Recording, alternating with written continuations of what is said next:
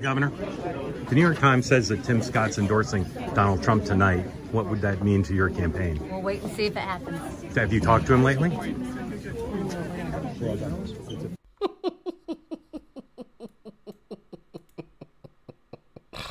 Oh, man.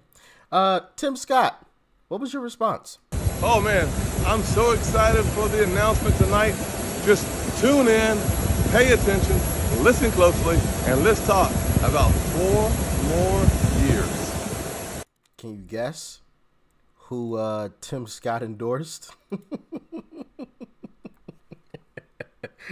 And then, of course, Chris Sununu, who has been Nikki Haley's shadow, basically, had this to say. Nobody cares, huh? No, nobody.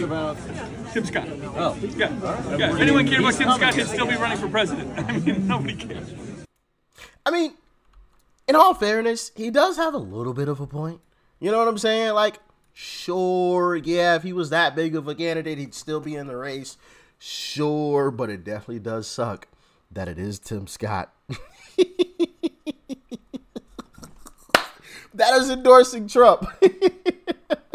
So obviously we're gonna be getting into the Tim Scott endorsement. Also, Trump received another couple of endorsements as well.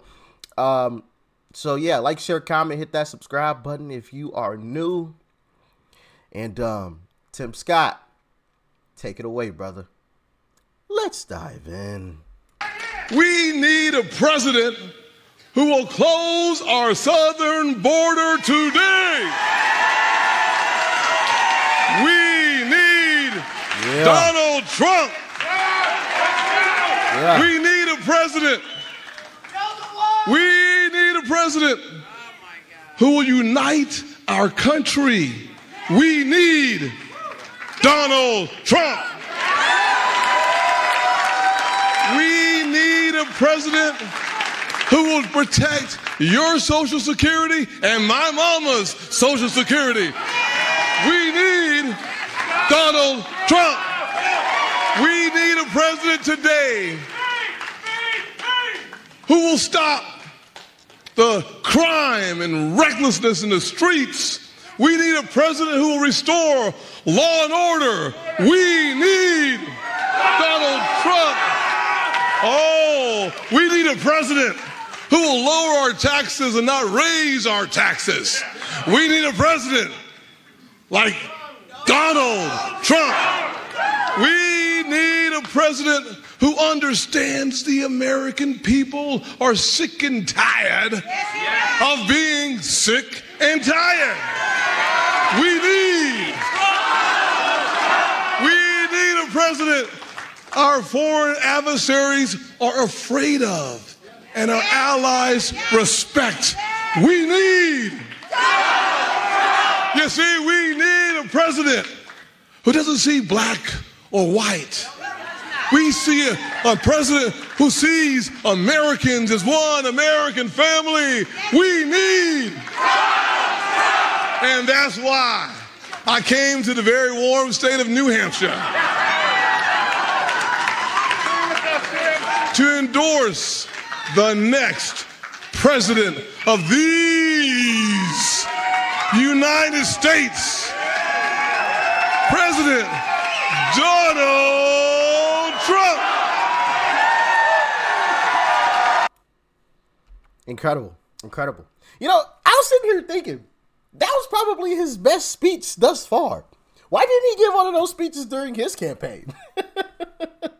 Hey, I'm not mad at him. You know what I mean? I am not mad. Save the best for last, right? Save the best speech for Uncle Trump. Not mad about that. Great speech right there. Great speech. Now, Uncle Trump also received a couple more endorsements as well. A couple people that you may know. Check it out. Are we ready to make history, New Hampshire? Are we ready to make America great again? Are we ready to elect President Donald J. Trump and fire Joe Biden? Yes, we are. Thank you so much for the warm welcome. Thank you for staying out in the cold. And I am just so honored to be here, and I'm proud to be the first member of Congress to endorse President Trump for re-election.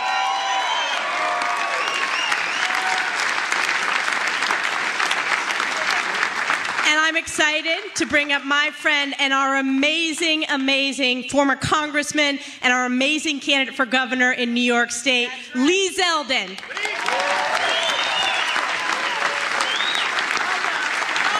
Is New Hampshire ready to put President Trump back in the White House? We have a country to save. And when we vote for President Trump, we are voting to secure our border. When we vote for President Trump, we are voting for an economy that would be stronger than ever. We are voting for a foreign policy that is more effective. We are voting for parental rights and a higher quality education inside of our schools. When we vote for President Trump, we are doing it for our veterans, our military, our law enforcement, our firefighters. We do it for our flag, our freedom, and our future. We are doing it. We're voting for President Trump to make America great again. Let's get it done on Tuesday. Let's get it done in November. God bless all of you, and thank you for supporting this great president.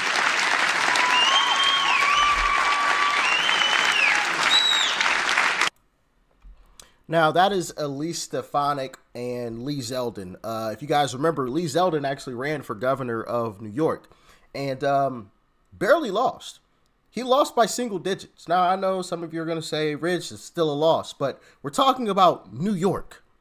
New York here. I want to say he lost by like 5 or 6 points. It was like 47 to 53 or something. Something like that. Somewhere in there. Like it was close. It was like high 40s to low 50s kind of a race in New York, if I remember that race correctly. And remember, like I said, this is New York we are talking about here. Now, also, I do want to, because both of those endorsements were in New Hampshire. Elise Stefanik and Lee Zeldin, and then, of course, Tim Scott. That was all in New Hampshire. Well, MSDNC went to New Hampshire and was asking some folks some questions. And this is how one of the interviews went. Check it out.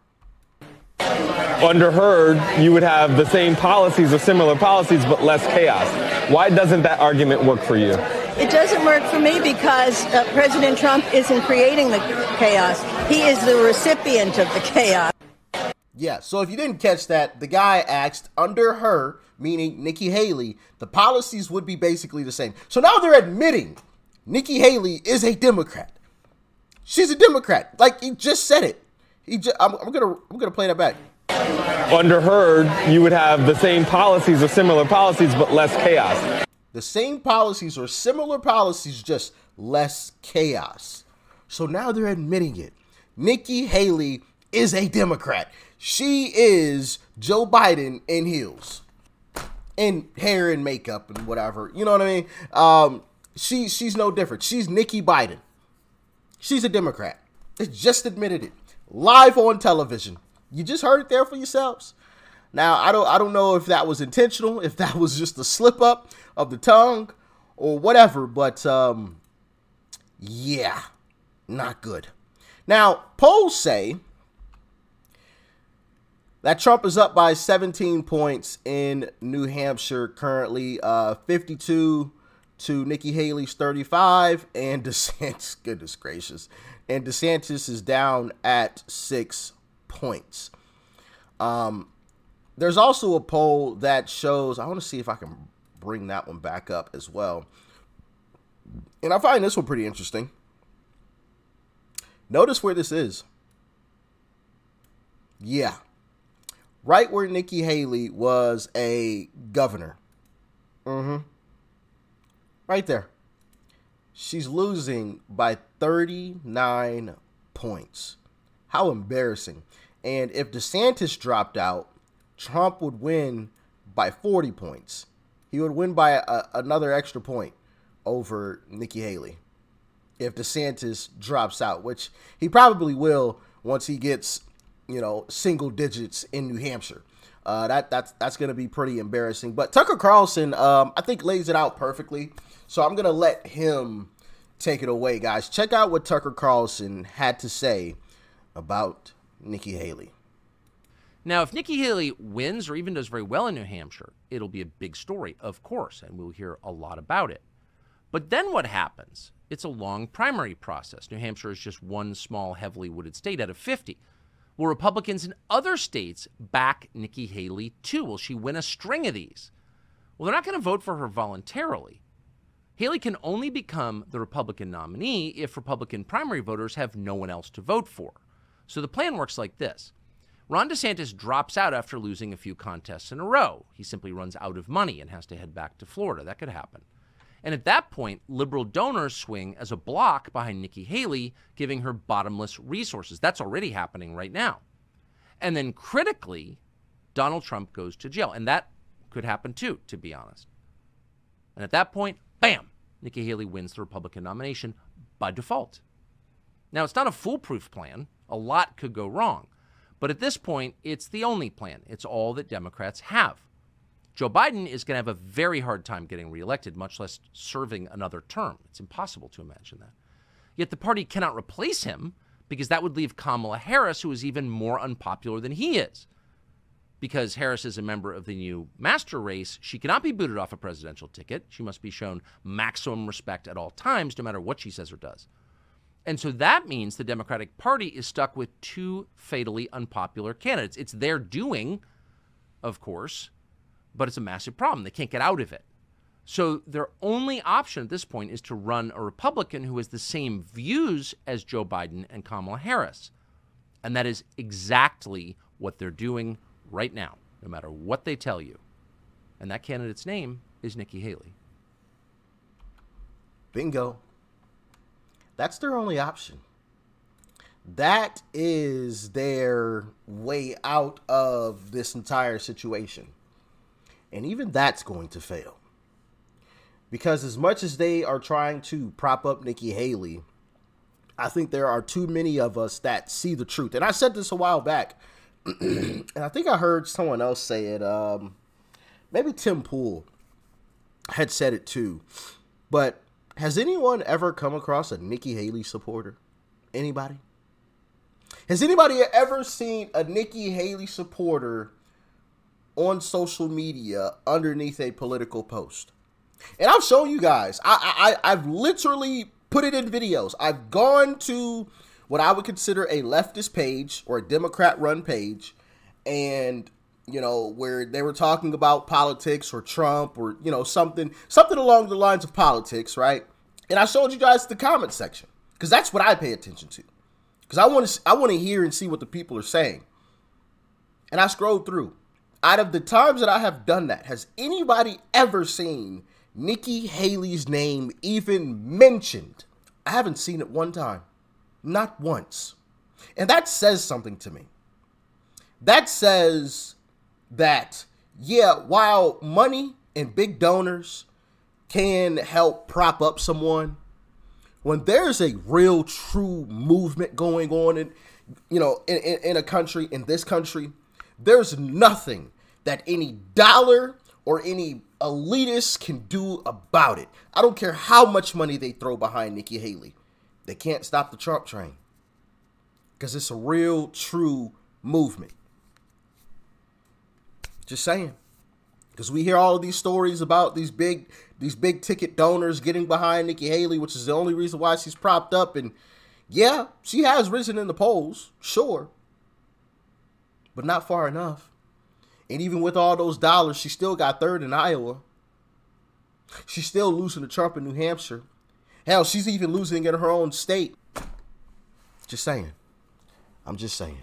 Y'all let me know what you thought about this one in the comment section below. Like, share, comment, and hit that subscribe button before you go. Peace and love. I'm out.